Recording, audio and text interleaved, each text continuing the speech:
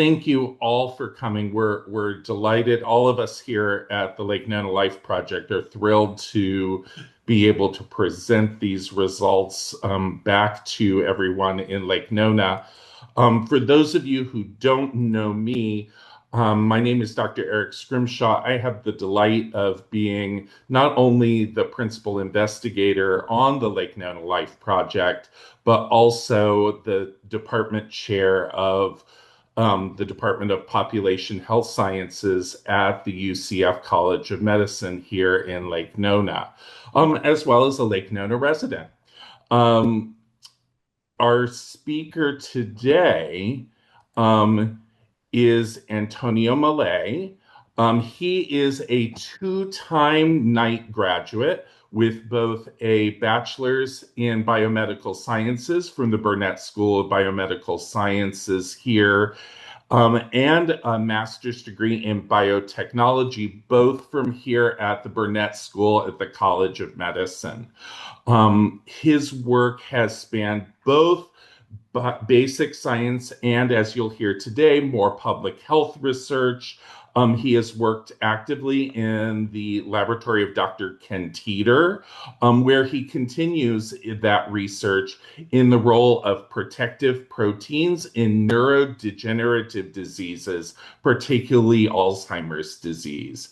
And he has been a very active member of the Lake Nona Life Project team, including helping to recruit the Lake participants into the Lake Nona Life Project, as well as now the analysis and dissemination of this research on sleep health. And Antonio is really passionate about translating findings into practical insights that we can use every day to help improve our everyday health and well-being. So without further ado, I would love to welcome Antonio Malay. Thank you, Dr. Scrimshaw, for that wonderful introduction. Hello, everyone, and thank you for being with me here today. Today, I'm going to talk about something that all of us experience each and every day, yet many of us might not appreciate just how fundamental it is to life itself, and that is sleep. More specifically, I'm going to talk about sleep health, why it matters, and what we learned from the Lake Nona Life Project about the relationship between mental health and sleep health in this community. The title of the talk is Mind Over Mattress, Why Sleep Health is Mental Health. And I think that title really captures the main message that I want to leave with you all today. And that is, sleep is not just about how many hours you spend in bed. Rather, it is deeply connected to stress, mood, well-being, and how we function during the day. So by the end of this presentation, I hope to leave you with three things. First, a better understanding of what sleep health actually means. Second, a clear picture of how mental health and sleep are connected in our own community. And thirdly, a sense of what we can do with that information. So to begin, I want to briefly introduce the larger project that made all of this work possible, and that is the Lake Nona Life Project, abbreviated LNLP, which is a community-based research initiative focused on understanding the environmental and lifestyle factors that support well-being and prevent disease. This project is built on the idea that health is not just shaped by one thing. Instead, it's shaped by where we live, how we move, how we connect with others, how we eat, how we sleep, and how we manage stress. One of the unique aspects of this project is that the Lake Nona Life Project is almost like a living laboratory, where in the Lake Nona community, residents are not just subjects of a study, but instead they are participants in a broader effort to understand exactly what helps the community thrive, and their participation actually drives the initiatives that support well-being at a local level. This all really matters because it means that the research is not abstract. It's tied to real people, real routines, and real patterns of life. So when we look at sleep and mental health today in Lake Nona, we're not just asking theoretical questions. We are instead asking what is happening here in this community among adults who live, work, study, or spend time in the area. So where exactly do we get the data for today's presentation? All of the findings that I'll be discussing today come from version 3.0 of our annual survey, which was open between July 2022 and December 2023. The participants included adults who live, work, play, or study in Lake Nona. In total, 456 people enrolled in the survey, and then 338 of those completed the full survey, which gave us a completion rate of about 74%, which is pretty good and important to note because that high completion rate gives us a meaningful amount of data to work with and a pretty representative sample size. And this slide also gives the broader point of comparison, which is that nationally, about 1 in 3 adults in the United States experience sleep problems. In our LNLP sample, approximately 15% or less than 1 in 5 people reported high levels of sleep problems. And I want to be clear here, that does not mean that sleep is not an issue in Lake Nona. It simply means that relative to the national population, the proportion of participants with especially high sleep problems was considerably lower. But even in our relatively high functioning, high wealth population, there's still a meaningful group of people in Lake Nona reporting poor sleep. And that's important because we want to address that today. And to understand these findings better, it helps to understand who exactly the participants were. This slide gives us a quick rundown of the demographics of the participants in this present analysis. The age range was between 19 and 77, with an average age being 43. About 62% of those participants were female and 38% were males. Most of the participants reported a high annual household income above $100,000 per year, and the vast majority, 82%, had completed at least 4 years of college education. The sample was also racially and ethnically diverse, though the largest group was white participants. And why do all these demographics matter? Because whenever we interpret health data, we need to think about who is being represented. This is not just a random sample of the entire United States. It is our specific Lake Nona community. And in many ways, it is relatively an advanced group compared to national averages. Lake Nona is more highly educated. Lake Nona has a relatively higher income and is connected to a health-oriented community in general. So if we still see meaningful associations between stress, depressive symptoms, and poor sleep in a group as advanced as this is, it suggests that sleep issues are not just limited to the most vulnerable populations in the United States. They may be more widespread and more relevant to everyday life than people may assume. So before we dive into definitions and results, I want to invite everyone here to think personally about this topic. This slide is intended to be a little bit reflective. I want to ask everyone here to ask yourself a few questions. Do you feel well rested in the mornings? What gets in the way of quality sleep for you? How socially connected do you feel? And what does your diet look like on a typical day? While at first these might seem like very different questions, part of what this presentation will show today is that they are quite connected. For many people, sleep problems are not caused by just one thing. It could be stress, it could be mood, it could be alcohol, loneliness, or a schedule that never allows the body to settle into a rhythm. But the point is that it could be a wide variety of things.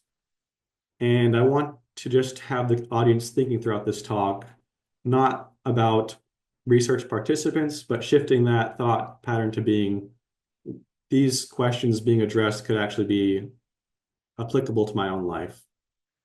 And so with that in mind, let's go ahead and define what we mean by sleep health. When people hear the word sleep, they often think about just duration, how many hours they're actually spending asleep in bed. But sleep health is much broader than that, and it encompasses several dimensions, including regularity, satisfaction, alertness, timing, efficiency, and duration.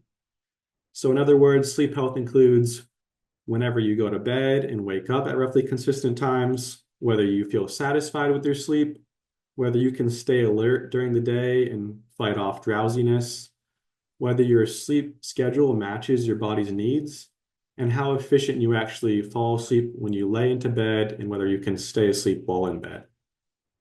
And of course, how long you sleep totally throughout the night. With all these variables to consider and to optimize, it's important to state that 8 hours of sleep does not automatically equal good sleep. A person can be in bed for 8 hours a night and still wake up feeling exhausted. They might wake up multiple times throughout the night or toss and turn. They might feel anxious, preventing them from going to sleep initially, or they could sleep at irregular times, such as shift workers or people with variable schedules.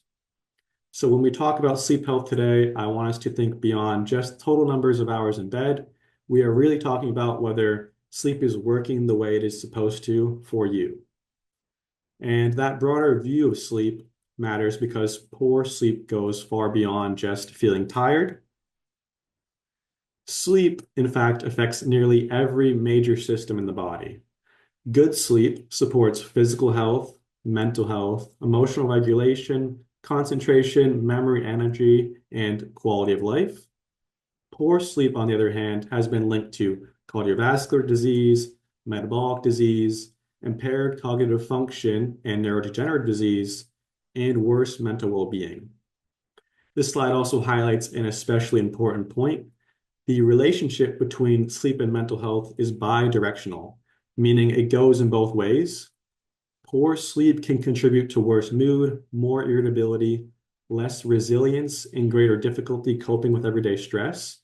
And at the same time, poor mental health, especially high stress and depressive symptoms, can make it harder to fall asleep, harder to stay asleep, and harder to feel restored and rested by sleep.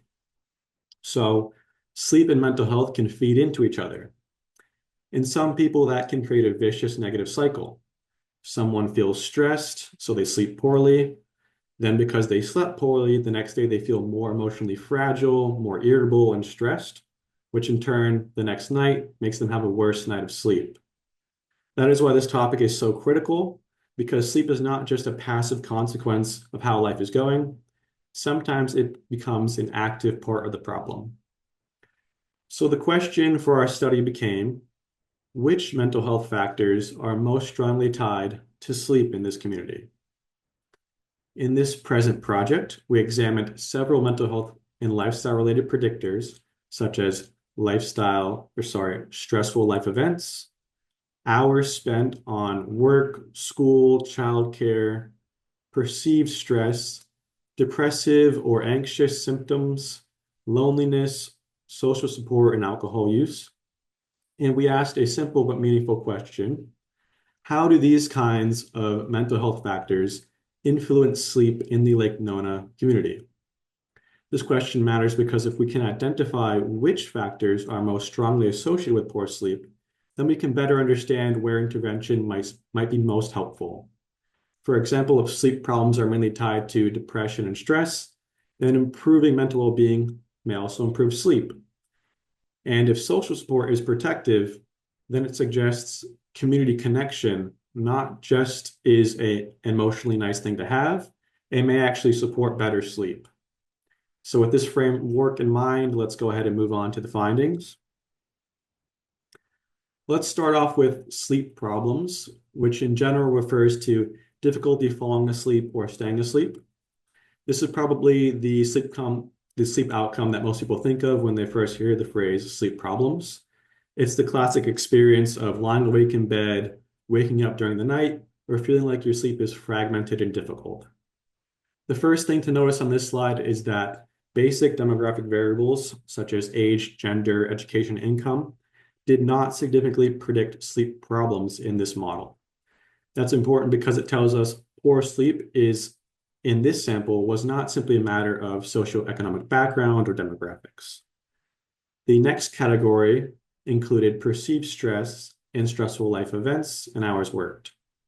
Among these, perceived stress emerged as a significant predictor of sleep problems. And this distinction is actually quite meaningful. Stressful life events refer to things that happen in life like real events, real demands, real pressures.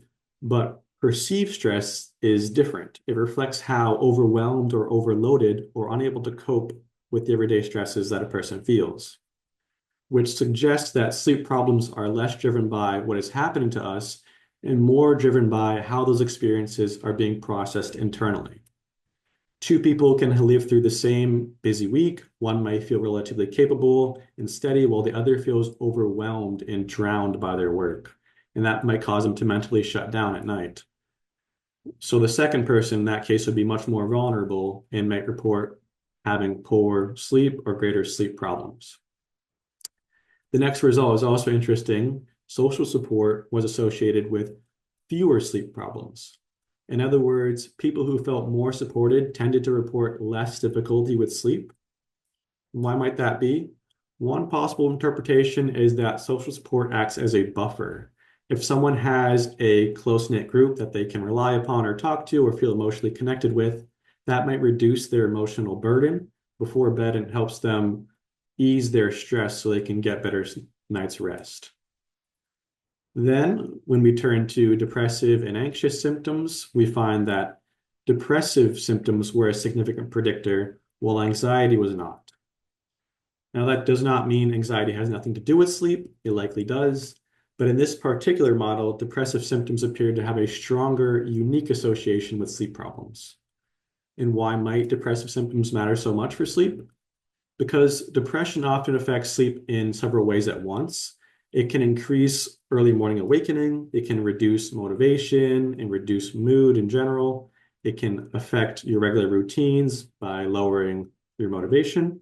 It can heighten fatigue, which then in turn produces less refreshing sleep. All of these contributing to a negative state and worse sleep in general. Lastly, in this model, alcohol was not a significant predictor for this outcome. And this too, we can interpret. Alcohol may not always show up as a strong predictor for difficulty falling asleep or staying asleep because it is a depressant. It can make people feel drowsy, but it may affect sleep physiology in other ways that we'll see in coming slides. So if I had to summarize this slide in one sentence, I would say the people most likely in Lake Nona to report sleep problems were not simply old or young or rich or poor, but they are people experiencing more stress. They're less able to cope with their stress, and they're experiencing more depressive symptoms, all with less social support. So those findings tell us about nighttime sleep difficulties, but what about how people feel during the day? This slide focuses on our second sleep outcome, which was sleep somnolence, meaning daytime sleepiness, which can be, understood as feeling drowsy, low in alertness, or sleepy during the day. This is a different kind of sleep problem because it is important to not just describe whether you have difficulty falling asleep or staying asleep, but how you actually feel during the next day. Was your sleep actually refreshing or not? Now, for this outcome, interestingly, age was a significant predictor, although not in the direction that we might have expected. Participants on the younger side of the age range reported greater daytime sleepiness. One interpretation of this result is that younger people may be working longer hours than their more established older counterparts, but this is speculative and greater work can be done on our part to further investigate this data point. But the real story here again is that both the stress and depressive symptoms were strong predictors of sleep somnolence. Stressful life events and perceived stress this time were both associated with greater daytime sleepiness, suggesting that stress doesn't just disrupt your night's rest, but also, again, how you're feeling refreshed in the following day. And some possible explanations for this include that stress disrupts sleep continuity. So even if someone is technically falling asleep for the recommended 7 to 9 hours, their stress can lead to lighter, less restorative sleep, more fragmented sleep. And stress itself is exhausting and taxing on the nervous system. So chronic stress can make someone feel physically and mentally drained, which may show up the next day as increased fatigue or sleepiness. Depressive symptoms again predicted worse sleep outcomes here, which also makes intuitive sense. Depression often includes low energy, low motivation, mental fatigue, and difficulties with concentration. So someone with high depressive symptoms may feel more likely to report daytime sleepiness because they're not fully recuperating during the night.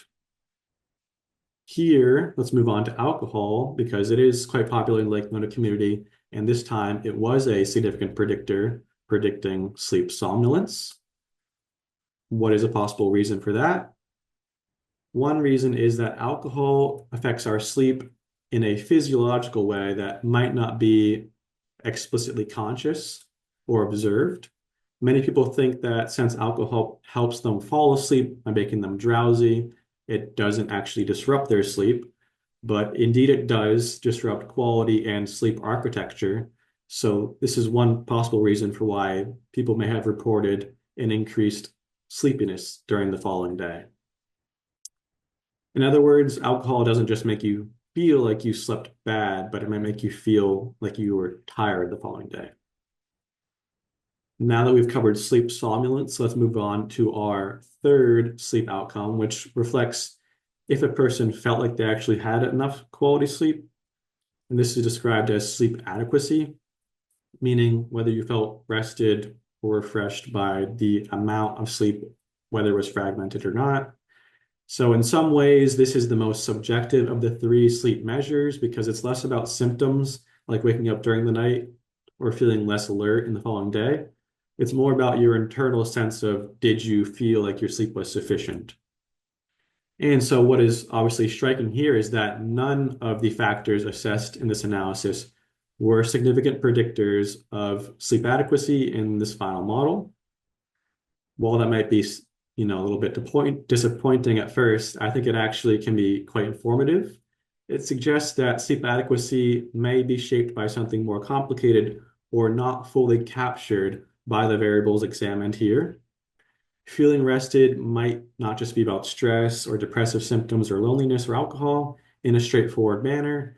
Instead, it might depend upon a variety of personal expectations or sleep habits, your individual circadian rhythm, all of things that factor into whether a person feels like their sleep was adequate or not. And this is useful because it reminds us that sleep is indeed multidimensional.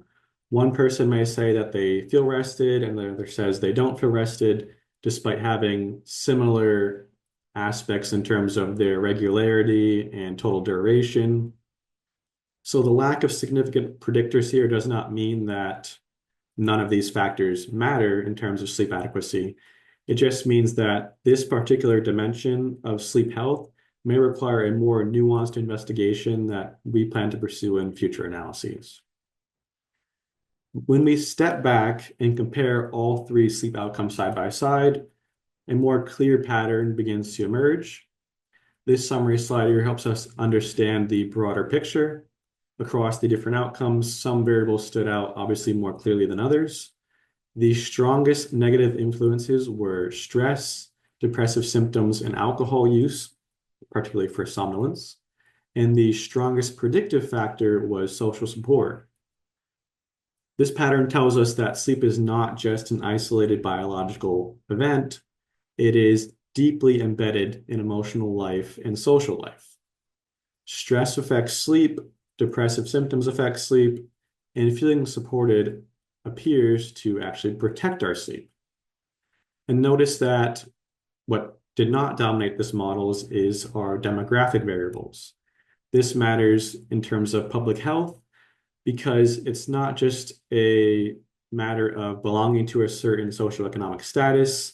These findings actually point more towards modifiable psychosocial factors, things like support, coping, emotional well-being, and lifestyle, which is great to know because it empowers us to make change for the better. When we look at the results, a few stood out as surprising. First was that, again, stress and depressive symptoms were associated with sleep problems and daytime sleepiness, but not with that more subjective measure of sleep adequacy, which allows us to say mental health factors may seem more important for certain aspects of sleep than others, again, reinforcing the fact that sleep is a multidimensional aspect of our biological life. Second, it was surprising to find that anxious symptoms and loneliness were not independently significantly predictive of any of the sleep outcomes assessed in this analysis. Well, of course, that does not mean anxiety or loneliness are not important. It just means that after accounting for overlapping symptoms of stress and overlapping symptoms of depression, loneliness and anxiety did not emerge as strong, unique contributors for this data set. Thirdly was the alcohol point, which again was a predictor of somnolence. And as I mentioned, I think it might be due to the fact that alcohol actually impairs restorative sleep rather than preventing someone from falling asleep. These kinds of findings are valuable because they allow us to move away from a simplistic message, and instead we can say that sleep does not affect everyone equally and that different aspects of mental health affect different aspects of sleep. So it's important to really reflect upon those questions that I introduced earlier and understand where your deficits are and how exactly you can modify your lifestyle to make improvements. So what can we actually take away from all of this? If I had to boil down today's presentation in just a few simple takeaways, it would be this. First, mental health is especially important for physical health. We often separate the two in everyday life, but they are deeply connected, and the bridge that seems to connect them is sleep. Second, stress and depressive symptoms significantly disrupt sleep, not just in theory, not just in clinical settings, but in a real community sample here in Lake Nona. Social support, meanwhile, seem to provide a protective buffer. Thirdly, improving mental health may not be the best and the only pathway to improving our sleep. We also want to consider how our behaviors related to sleep are also contributing, although it's important to consider all things at once and find the best approach that's specific to your unique lifestyle. The key message then that you all should consider is that sleep is not just about the mattress, it is about the mind. It's about your mental health and how your mental health actually influences those various aspects of sleep. So now bringing this back to the audience, bringing this back to everyday life. At the beginning of the presentation, I asked a few questions about your own sleep, and I'd like to quickly revisit those. So how can you improve the quality of your sleep, not just the numbers of hours, but actually the other variables we discussed, like satisfaction, regularity, and timing? What is one thing you can do to change or improve your sleep environment? Can you create more quality time with friends and family so you can build that positive, protective sleep buffer of social support? And at the next happy hour, could you consider a mocktail, a non-alcoholic alternative so that you can protect your sleep architecture?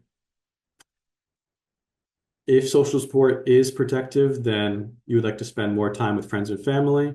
And if stress is a major disruptor of your sleep, then perhaps spending more time on self-care and consulting with your mental health professional could do you some good. And so where this community design and community programming really makes a difference is that Lake Nona actually listens to our participants and tries to implement initiatives that change community well-being for the better. We know that social connections matter in our community, so how can you get involved? Lake Nona hosts a variety of free events, including local 5Ks, art festivals, concerts, and other shared public experiences where you can get outside and meet your neighbors and establish those meaningful connections. This helps overall strengthen the social fabric and again supports well-being and your sleep. So it's a win-win. We know that exercise is a great stress reducer and that stress seemingly predicts sleep problems. So Lake Nona has plenty of walkable areas. Lake Nona has an amazing fitness facility, the Lake Nona Performance Club. You can consider joining. And again, Lake Nona offers a variety of zero proof, zero alcoholic beverages at the many restaurants and community events hosted in the area. So consider opting for one of those non-alcoholic choices. Lastly, these findings are not just about telling us who sleeps poorly, they're about helping us make choices about supporting a better community. And I'd like to close with one final invitation. If you are interested at all in this work, I encourage you to take part in the Lake Mental Life Project survey. We are currently on version 5.0, and we would love your participation. Community health research is strongest when the community takes an active part in it and it actually shapes the local initiatives. So you're changing the community at a local level based upon your participation. Hopefully, this talk reminds us all that sleep is not a luxury. It's not just downtime. It's one of the foundations of a healthy life. And with that, I'd like to thank you all for your attention, and I'm happy to take any questions if there are any.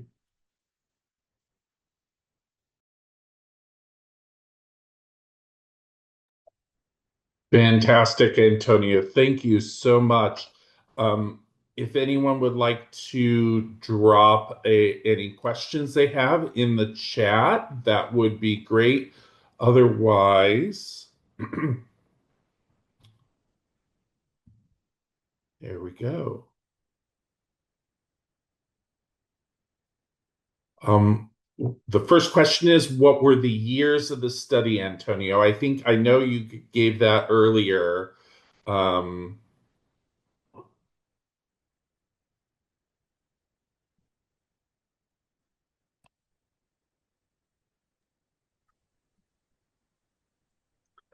So if by years the question is referring to the age range of the participants, that was from the ages of 19 to 77. Oh, the time frame, yes. Time frame. So this present analysis is from data using version 3.0 of the survey, which was available between, as we see on this slide, July 2022 and December of 2023.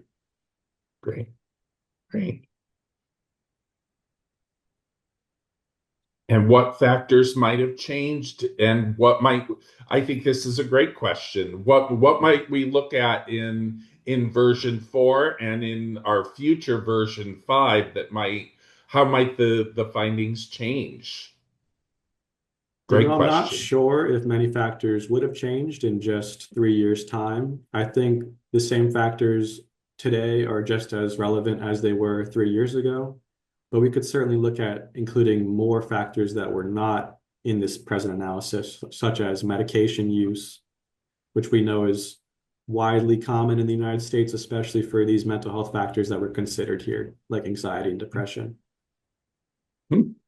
I would also point out that some of the things that we see here, one might argue that stress levels have changed in due to variety of factors that are going on both economically, politically, etc. Mhm. Um, I think that might make it so that we're actually seeing stress as an even stronger predictor of various sleep problems. Um, but I don't know that it would bring necessarily additional factors in. Although maybe anxiety related to our current situation might bring that some of that anxiety, which we didn't see as significant in version 3. Maybe that will become more significant in version 4. Any other questions?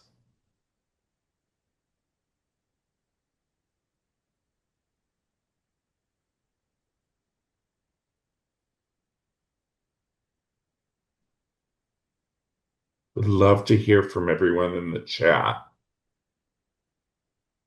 Let's see.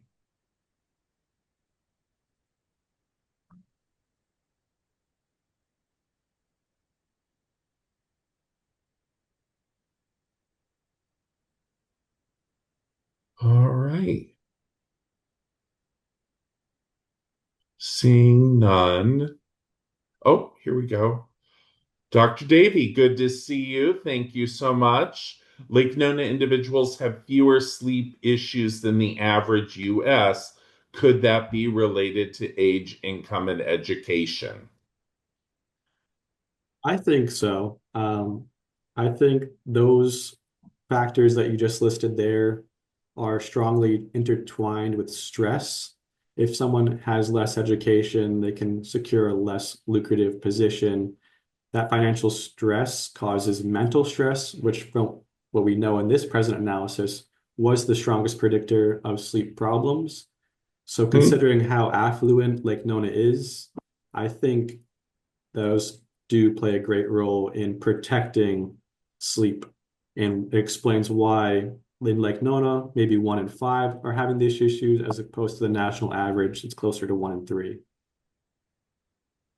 I can also say from other analyses performed by one of our other medical students, there is in the Lake Nona Life Project, in this same way, in Survey 3, there's an interaction between education and income, which you would expect. Low education, lower income, is associated with more anxiety and more depression, whereas high education, high income individuals have the lowest.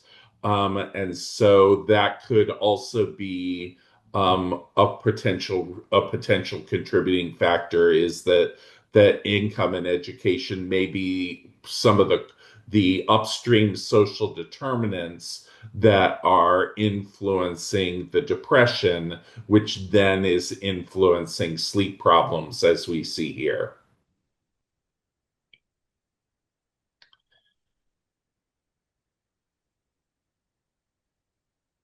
Any other questions?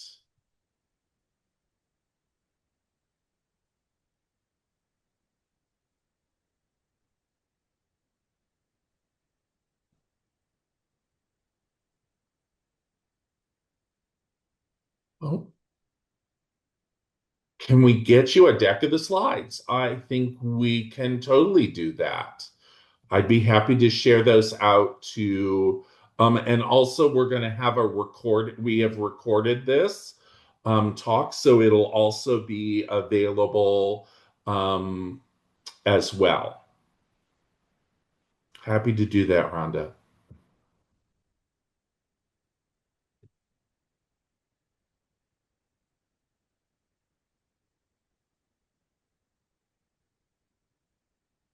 All right. Well, if there's no more questions, thank you so much, everyone, for attending. We hope to continue to do a series of these talks of the findings from the Lake Nona Life Project. This is not our first, and we will continue to do more. Um, have we started publishing the results of the study? We have a draft of a manuscript of this particular analysis. We also have a couple of others currently being written. So yes, there we are hoping that the students and the can contribute to the overall literature in the field, thanks to the participation of of people in the Lake Nona Life Project. Absolutely, that is our goal, and that we're continuing to work that way. Happy to, yes, we can definitely do that as those become available. All right. All right. Thank you, everyone, and have a fantastic day. Thank you for coming.